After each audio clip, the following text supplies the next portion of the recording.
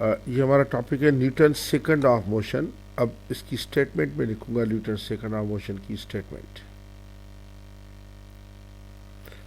एक बात ध्यान में रखें, न्यूटन सेकंड ऑफ मोशन की स्टेटमेंट जो है वो हमेशा आल्सो डेफिनेशन ऑफ फोर्स भी है।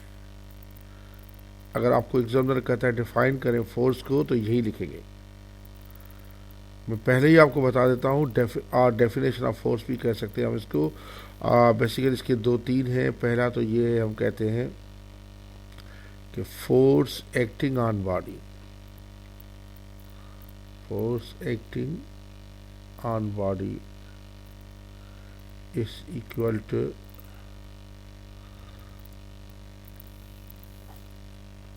rate of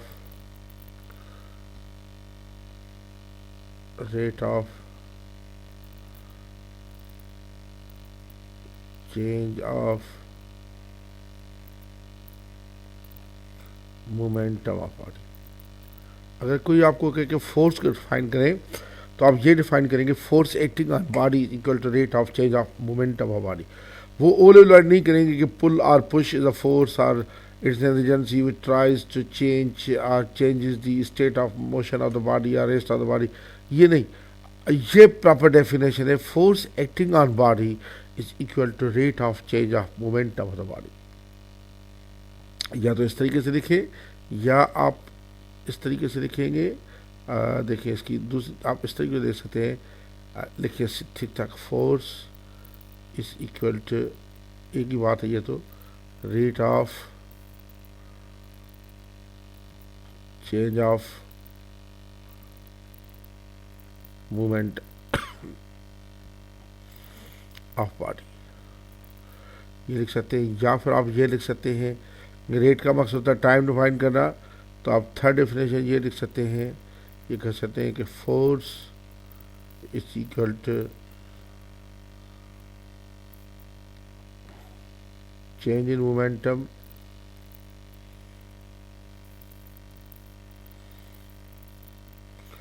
divide by time. या फिर फोर्थ डेफिनेशन आप ये लिख सकते हैं कि F is equal to M we minus M you upon T.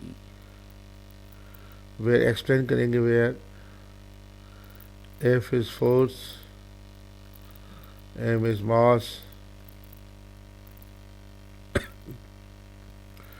You is initial velocity of body,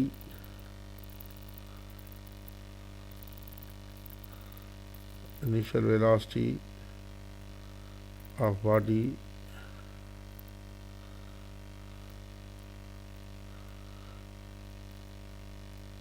use initial velocity of body, v is final velocity of body,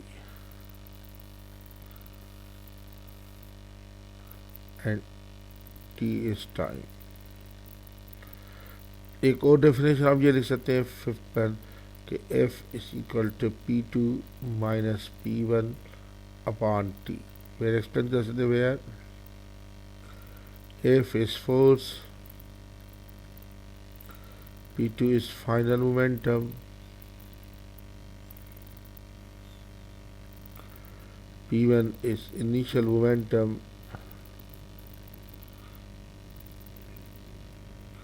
and T is time.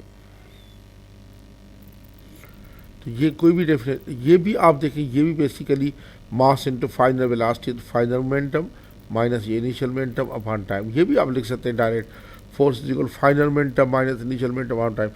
Gain या change जो होती है वो हमेशा final minus initial होती है। तो अगर वो पॉजिटिव आ जाए तो फोर्स पॉजिटिव होगा, या गेन पॉजिटिव, अगर नेगेटिव आ जाए तो वो नेगेटिव होगा। यही हमारी डेफिनेशन ऑफ है। हम इससे आगे ले सकते हैं। मिसाल के तौर पर मैं ये कहना चाहूँ कि एफ इज इक्वल क्या है, M we minus M you upon T है। इसको मैं आगे लेके चलूँ तो ये हो जाएगा f is equal m constant जाएगा v minus you upon T.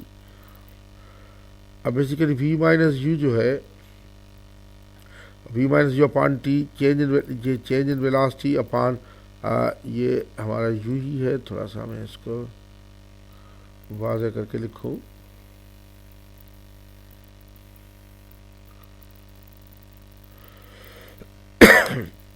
m into v minus u upon t. अब ये देखिए change in velocity, final velocity minus upon time, ये एक्सेलरेशन हो गया। तो f इज इक्वल m है, ये भी सेकंड ऑफ मोशन है। This is also mathematical form of second of motion.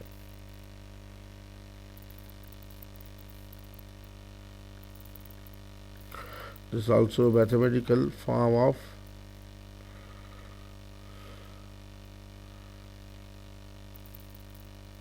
second of motion, but it is not the definition. It is not the definition of force। क्योंकि हमने इसको drive किया हुआ है। बेसिक ये है, हमें हमेशा डेफिनेशन बेसिक से जाना चाहिए। बेसिक है फोर्स इज इक्वल, आपसे एग्जाम्पल पूछता है डिफाइन फोर्स, वही statement second law of motion की दे दे कि force is nothing but it is what, force is actually rate of change of momentum of body और change in momentum of body upon time, या final momentum minus initial momentum upon time, और F is equal M we minus M you upon T, इस तरीके से। अब देखिए F is equal M है, और इसी से हम ये दे सकते हैं कि फोर्स का जो यूनिट होता है वो किलो न्यूटन होगा, और न्यूटन जो है वो किसके बराबर होगा, मास का यूनिट होगा केजी, एक्सीलरेशन का होगा मीटर्स पर सेकंड स्क्वायर। तो बेसिकली मैं ये कह सकता हूँ कि 1 newton is equal to 1 kilogram into 1 metre per second square होता है। ये फोर्स की डेफिनेशन 1 न्यूटन की डेफिनेशन हो गई। 1 न्यूटन की डेफिनेशन मेरा यही है। तो ये इसी तरह होता है। अब अगर देखें, अगर इस लॉ में मैं ये कहूँ कि इफ़ यानी इफ़ एफ ज़ीरो है, एफ ज़ीरो है तो मास ज़ीरो हो नहीं सकता, तो यकीनन एक्सेलरेशन ज़ीरो होगी। यानी फोर्स के ज़ीरो होने से एक्सेलरेशन ज़ीरो हो गई। दिस इज नथिंग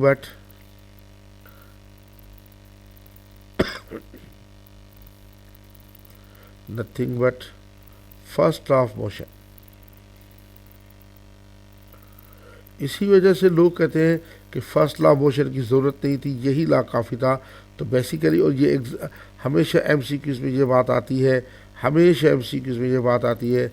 आप ये कह सकते हैं कि hence second of motion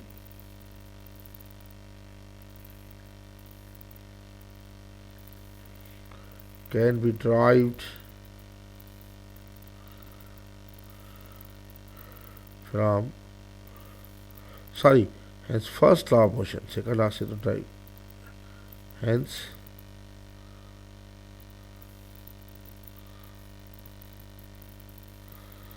first law of motion can be derived from second law of motion। अब देखिए इसकी भी समझ बताऊँ कि देखिए मैं पहले फोर्स को डिफाइन करूँगा, rate of change of momentum of body, और F is equal to M we minus M you upon T. M को कांस्टेंट ले लें तो F is equal M into V minus you upon T. V minus you upon T acceleration हो जाता है, तो F is equal में ये भी मैथमेटिकल फॉर्म हुआ कि यानी फोर्स और एक्सेलरेशन का डायरेक्शन एक ही होगा, और हमेशा जितना फोर्स लगेगा उतना एक्सेलरेशन लगेगा, उस रेशियो के लिहाज से लगता है, और अगर मास कांस्टेंट हो तो। अच्छा, अब इसमें देखिए हमने न्यूटन को डिफाइन किया कि फोर्स का newton is kilogram into metre per second square. और अगर हम एफ ज़ीरो लें तो मास तो ज़ीरो हो नहीं सकता, तो एक्सेलरेशन भी ज़ीरो हो जाएगी। एक्सेलरेशन ज़ीरो हो जाएगी, इसका मकसद ये है कि अगर किसी जिस्म पे कोई फोर्स ना लगे बॉडी पे तो उसकी एक्सेलरेशन ज़ीरो होगी। एक्सेलरेशन ज़ीरो का मकसद है या तो वो रेस्ट में होगा या कांस्टेंट वेलोसिटी से मूव कर रहा होगा। तो ये हमारा यानी basically first law of motion है। तो हम कह सकते हैं हम फर्स्ट लॉ ऑफ मोशन को सेकंड लॉ ऑफ मोशन से हम ड्राइव कर सकते हैं।